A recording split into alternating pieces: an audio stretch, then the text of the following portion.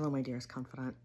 So I wanted to go into a story time, not sure how long it's going to take, but I wanted to let you know what my why is and my mission and my goal for the Chasing the Green Heart project is, because I believe it's important. I believe that, a lot of us are coming into this age of awareness where we are starting to understand that we can't go about living the way that we lived before, not if we want to excel and grow and become one, right? And for those of you that watch this video all the way to the end are the ones that really resonate with what I have to say, right? It's not about, gossip or drama or just trying to figure it out, like, let me hear what I got to hear about Alicia's life, right? It's about you wanting to hear someone else's story because it resonates with your own in some way, shape, or form. And so we'll start from, what I remember from the beginning. I grew up in a house where my primary caregivers were not emotionally available or emotionally mature. And they were not able to show me love in a way that helped me to feel protected and safe.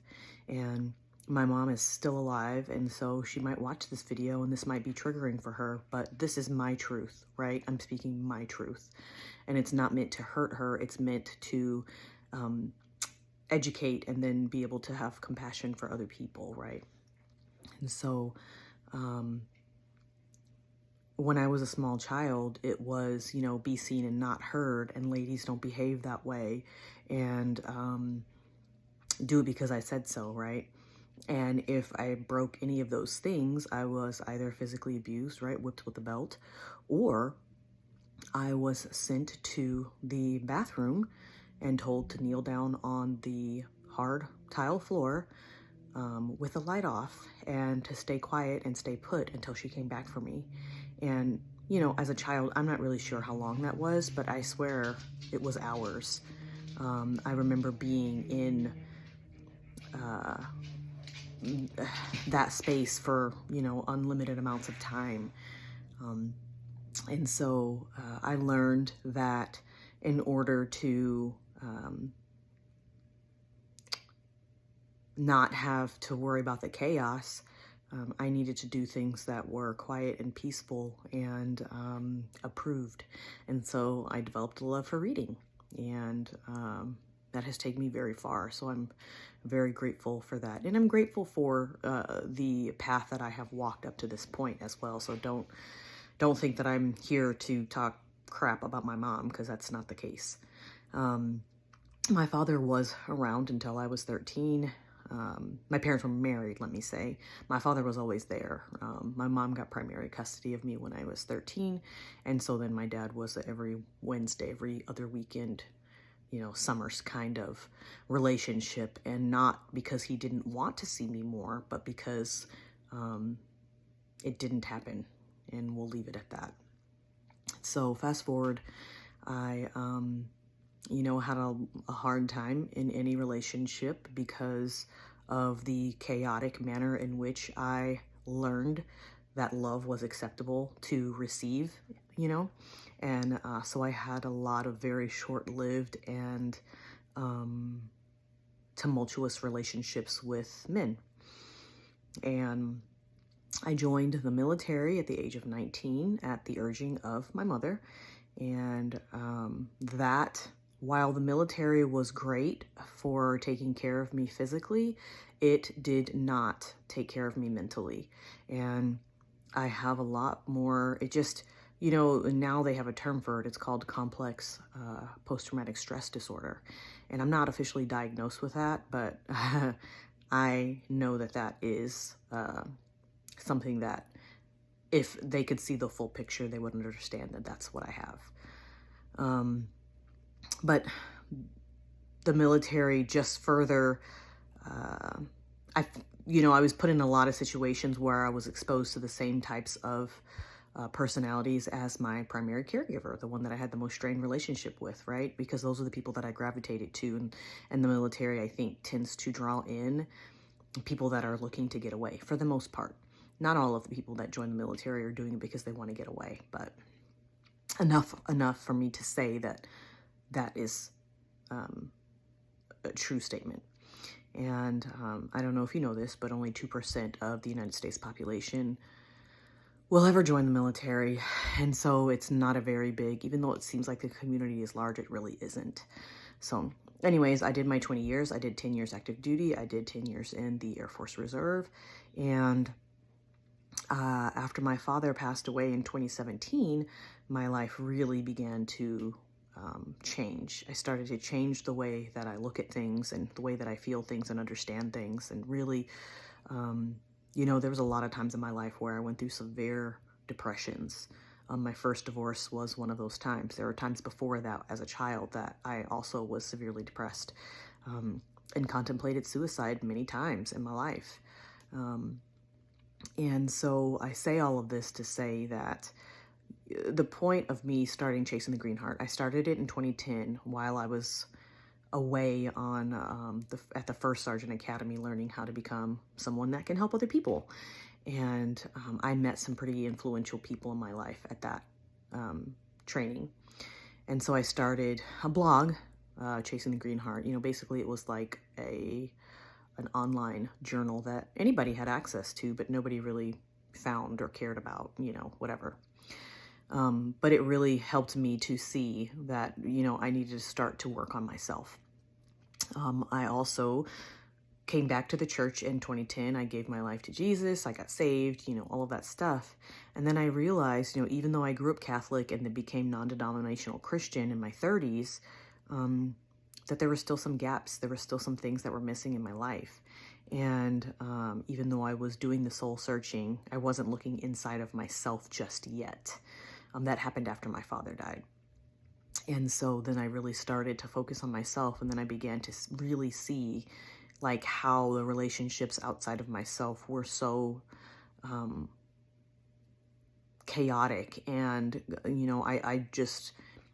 I always wanted to help people, but I always ended up helping the wrong ones, right? It's the ones that mirrored my primary caregiver's personality traits. And so even though my mom meant well and she did the best that she could, she wasn't looking for help. She was looking for someone to lean on and to complain to and to, sympathize with her, not necessarily a way to change or move forward, at least not in the relationship that I had with her. And so that caused, it shaped me for many years of my life. And I know that all of the things that I've gone through have been for the purpose of me wanting to be in a place where, and needing to be in a place where I can help other people. And now I'm at the place where I want to help those that want to be helped. I want to be there for those that need the extra little push to get themselves over the hump. I don't think that anybody needs to have someone holding their hand their entire life or their entire healing journey. And that, I'm meant to be in a lot of people's lives for a short period of time.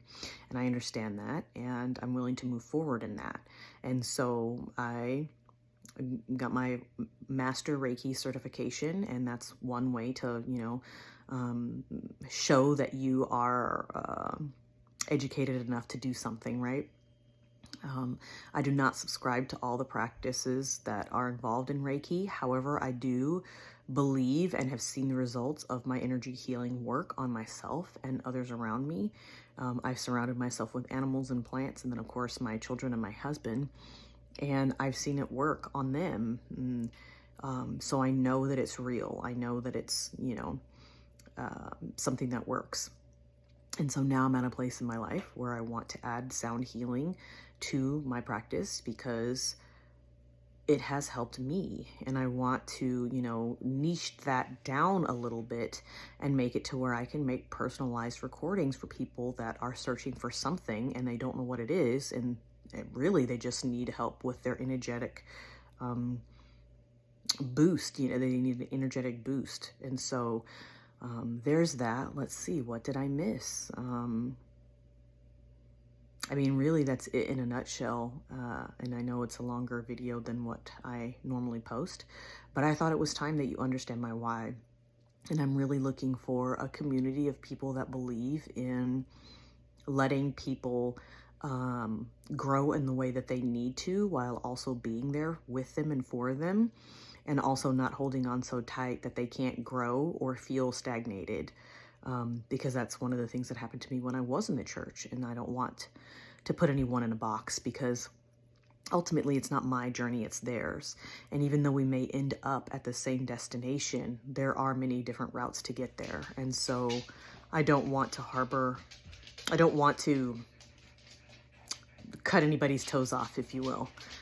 I want it to be where I can be a help meet, and they can be one to me as well, because anything that I do and learn from give to other people, I also learn from myself, and I learn from them too. And so it's a mutual relationship. So I thank you for taking the time to hear part of my story, and hopefully this helps you understand my why a little better, and hopefully that helps you to see that even though I may look sometimes like I have it all together, I don't. I'm still working on me just as much as I want to help you work on you. And even though I don't have a doctorate's degree in anything that I'm currently practicing, I have a wealth of experience. And a lot of the times that's discounted, but in reality, it doesn't matter how much schooling you have. It matters how many experiences you've had, because the lessons that you learn along the way of your life become that wisdom that you need to move forward. And so I hope this helps you understand my place and my purpose, and lets you know that you're not alone. And, I have a lot more intricate stories I could tell, but that's just my overview. And so if you got all the way to the end of this video, you definitely are my dearest confidant, and I love you, and I will continue to speak to you and with you. Until next time.